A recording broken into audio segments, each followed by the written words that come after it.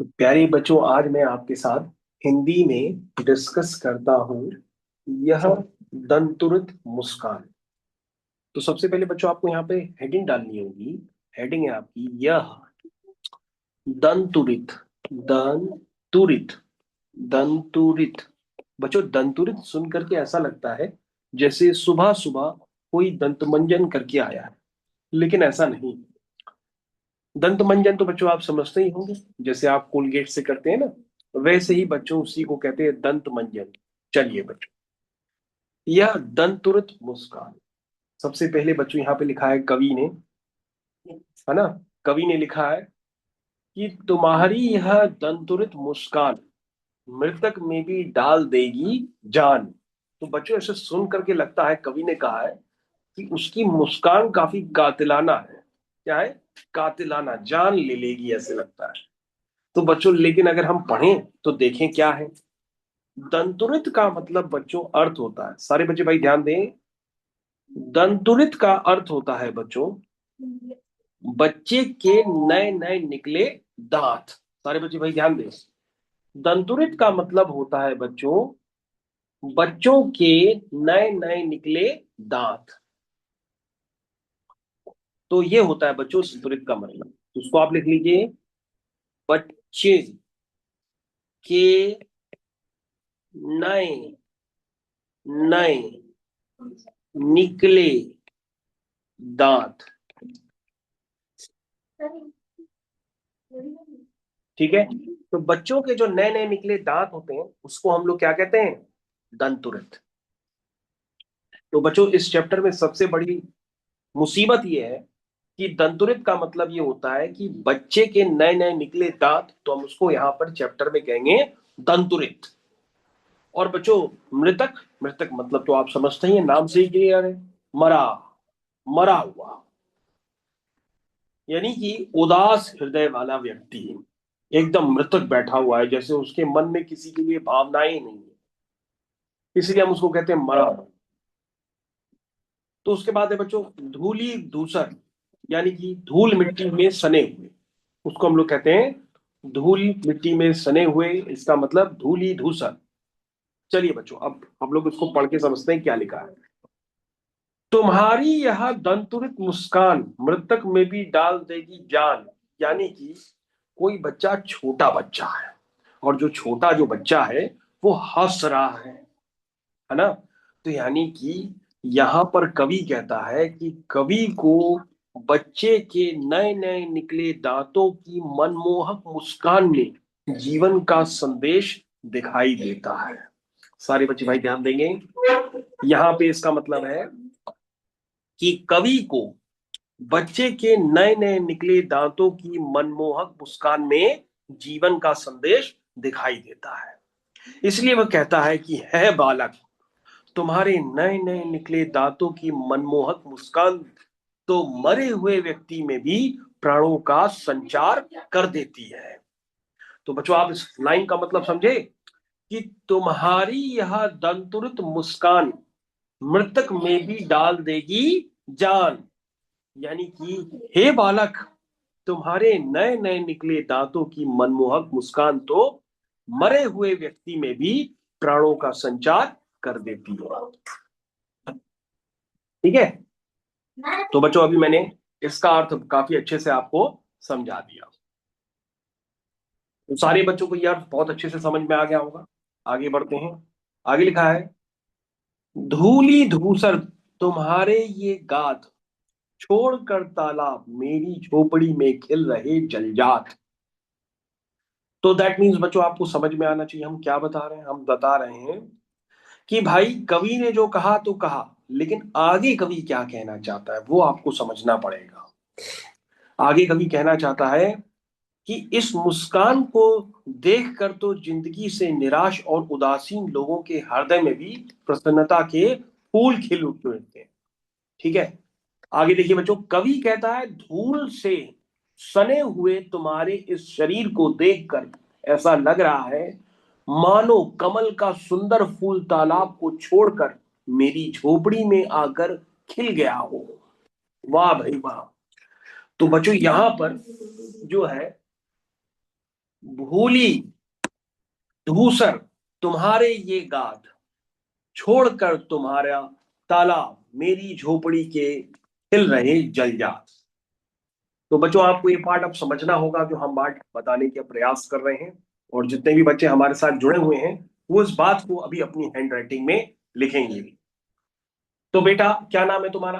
मंजूत। मंजूत सबसे पहले हे बालक से लेकर के यहां तक लिखेगा। कहां से लिखोगे बेटा? हे बालक से लेकर के यहां तक अभी लिखोगे। किसमें लिखोगे? इसी बच्चों को कॉपी में लिख करके दो कि तुमने इस लाइन का मतलब क्या समझा।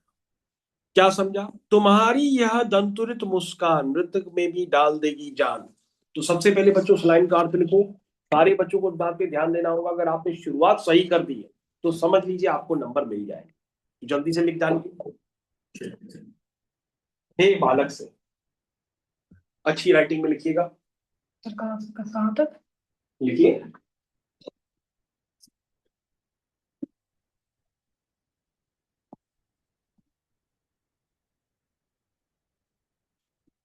समझ तो आया।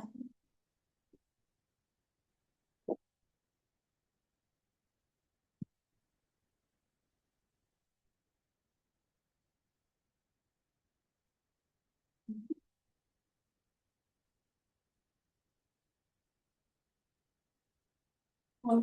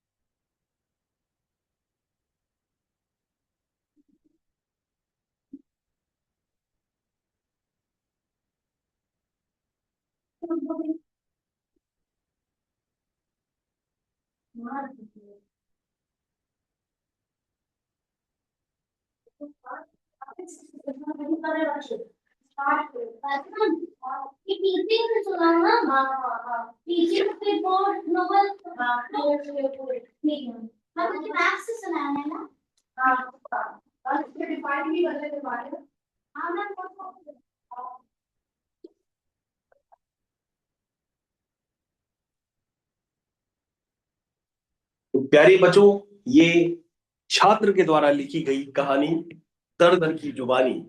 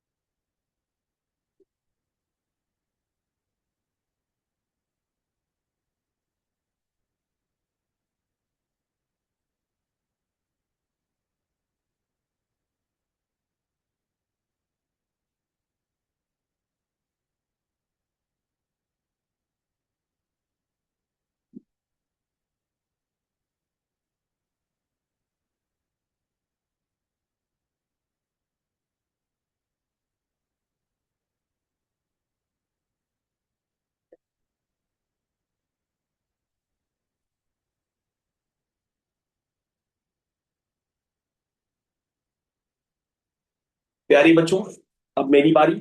जहां तक आपने लिख दिया वहां पे विराम कर दीजिए। आगे समझने का और प्रयास करिए। प्यारे बच्चों, अभी तक आपको ये लाइन याद हो गई होगी कि हे बालक, तुम्हारे नए नए निकले दांतों की मनमोहक मुस्कान तो मेरे मरे हुए व्यक्ति में भी प्राणों का संचार कर देती है। अर्थात इस मुस्कान को देख करके जिंदगी से निराश और उदासीन लोगों के लिए हृदय में प्रसन्नता खिल उठती है। वाह भाई, क्या बात है। ठीक है, तो संचार कर देती है बच्चों। अगर आप इतना भी लिख देंगे एग्जाम में तो काम हो जाएगा। चलिए बच्चों आगे देखते हैं कवि ने और क्या कहा है। कवि ने कहा है, धूली धूसर तुम्हारे ये गात, छोड़कर तालाब मेरी झोपड़ी में खिल रहे जलजात। कवि कहता है कि धूल से सने हुए तुम्हारे इस शरीर को देखकर ऐसा लगता है, क्योंकि धूली धूसर का मतलब धूल से सने हुए, मानो कमल का सुंदर फूल तालाब को छोड़कर मेरी झोपड़ी में आकर खिल गया हो। वाह भाई वाह, उसके बच्चों के दांतों को देख करके उसने ऐसी कल्पना की कि तुम्हें कहीं और होना चाहिए था, तुम आ गए हो मेरी इस गरीब की झोपड़ी में। वाह भाई वाह। आगे देखते हैं बच्चों। पारस खा आगे बढ़िएगा बच्चों। परस पाकर तुम्हारा ही प्राण पिघल कर जल बन गया होगा कठिन पाषाण। वाह भाई वाह। लिखा है तुम्हें छू कर पत्थर भी पिघल कर जल बन गया होगा, अर्थात पत्थर दिल वाले व्यक्ति ने तुम्हारा स्पर्श किया होगा तो वह भी पत्थर के समान अपनी कठोरता को छोड़कर विनम्र हो गया होगा, खुश हो गया होगा। तुम्हारा स्पर्श इतना कोमल है कि बांस या बबूल से भी शेफालिका के फूल झड़ने लगे होंगे, अर्थात तुम्हारे स्पर्श से कठोर हृदय वाला भी सहृदय यानी कि कोमल दिल वाला भी बन गया होगा। तो बच्चों आपको ये बात क्लियर होना चाहिए, ये पैराग्राफ क्लियर होना चाहिए। जिन बच्चों ने इन पैराग्राफ को सही से सुना उसको बार बार रिपीट करें, क्योंकि आपको एग्जाम में शुरुआत का वाक्यांश बहुत अच्छा लिखना पड़ेगा। तो बच्चों मैं इसको कंप्लीट कर देता हूं कि कवि कहता है कि धूल से सने हुए तुम्हारे तुम्हारे इस शरीर को देखकर देखकर ऐसा लगता है मानो कमल का सुंदर फूल तालाब को छोड़कर, मानो कमल का सुंदर फूल तालाब को छोड़कर तालाब को छोड़कर मेरी झोपड़ी में आकर खिल गया हो, मेरी झोपड़ी में आकर खिल गया हो। तो मेरे ख्याल से बच्चों अगर आपने शुरुआत में इतनी बातें अगर एक्सप्लेन कर दी तो उसके बाद आपको नंबर मिल जाएंगे, आपको नंबर मिलने से कोई नहीं रोक सकता। लेकिन बच्चों दंतुरित का मतलब दंत मंजन नहीं है, इसका मतलब है बच्चे के नए नए निकले दांत। तो बच्चों हम इस पैराग्राफ को फिर से अंत में पढ़ के विराम देते हैं। पैराग्राफ तुम्हारी है दंतुरित मुस्कान, यानी कि नए नए बच्चे की जो मुस्कान है मृतक में भी डाल देगी जान, यानी कि उदासीन बच्चा जो मृतक बच्चा होगा उदासीन होगा, किसी गम में डूबा हुआ होगा, उस बच्चे को भी उसमें भी वो जान डाल देगी, उसको खुश कर देगी। धूल धूसर तुम्हारे ये गात, यानी कि धूल से सने हुए तुम्हारे शरीर को देखकर ऐसा लगता है कि मानो तुम तालाब को छोड़ करके, कमल का फूल तालाब को छोड़ करके हमारे इस गरीब झोपड़ी में खिल गया हो। परस पाकर तुम्हारे ही पार पिघल कर जल बन गया होगा कठिन पाषाण, यानी कि पत्थर दिल वाले भी तुम्हारा जब स्पर्श करेंगे तो वो तुम्हारी कठोरता अपनी कठोरता को छोड़ करके विनम्र बन जाएंगे। छू गया तुमसे कि झड़ने लग गए शेफालिका के फूल। अगर शेफालिका ने तुमको छू लिया होगा, बच्चों शेफालिका क्या होता है, एक पौधे का नाम होता है, एक कांटेदार पौधा होता है। तो कह रहा है कि अगर शेफालिका ने भी तुम्हारे तन बदन को छू लिया होगा तो उसके भी झड़ने लगे होंगे फूल, जो कांटेदार फूल होते हैं वो झड़ जाएंगे और वो कोमल हृदय वाला बन जाएगा।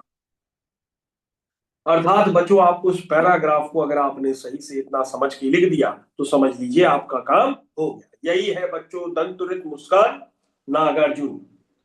नागार्जुन कौन है? लेखक का नाम है। बच्चों लेखक का नाम सुन के भी एकदम गर्जना हो गई, नागार्जुन। तो बच्चों हमको लगता है ये आप बहुत अच्छे से समझ गए हैं कि भाई ये पैराग्राफ का अर्थ क्या है। अगला पैराग्राफ, तुम मुझे पाए नहीं पहचान देखते ही रहोगे अनिमेष, थक गए हो।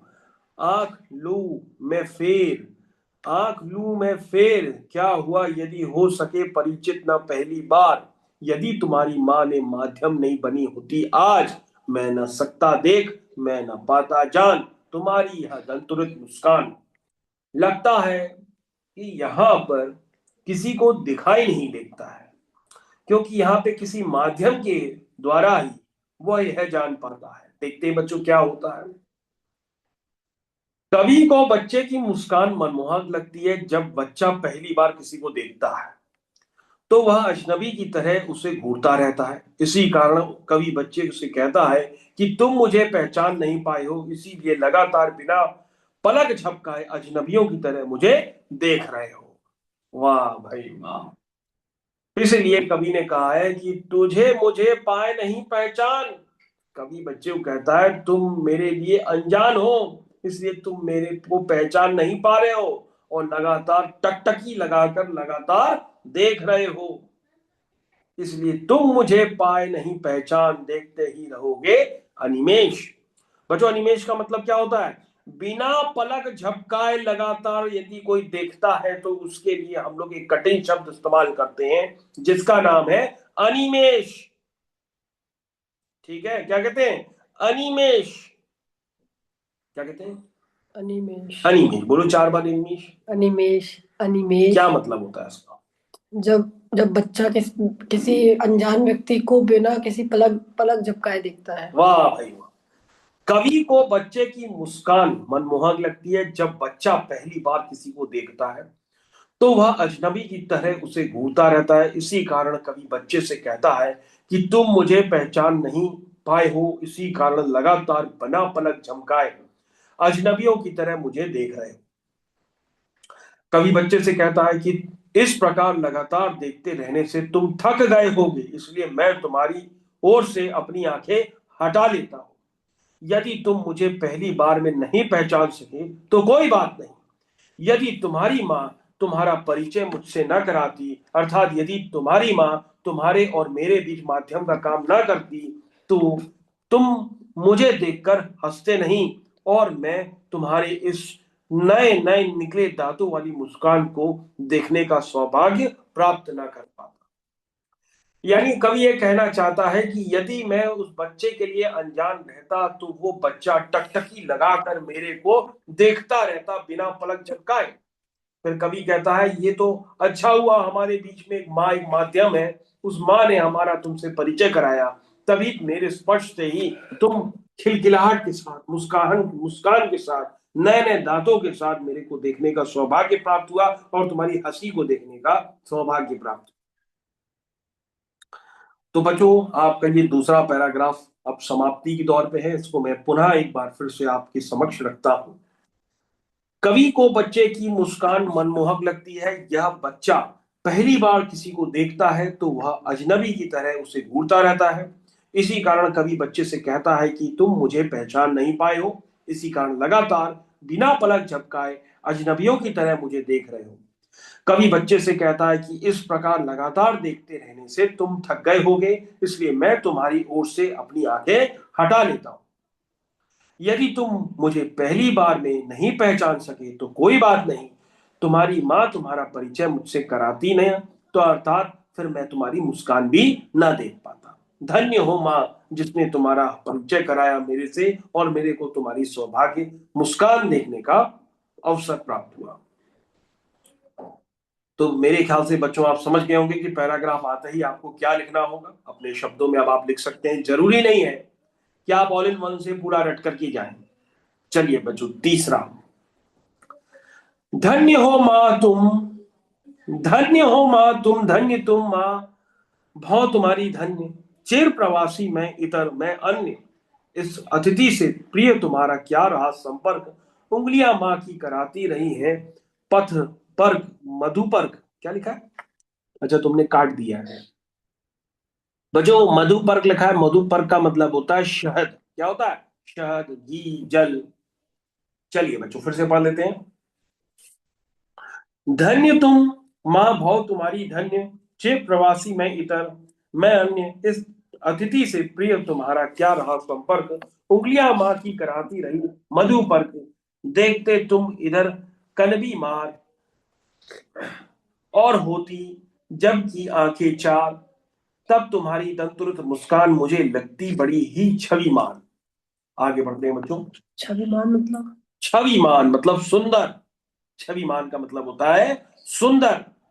मधुपर्क मतलब? मधुपर मतलब होता है शहद।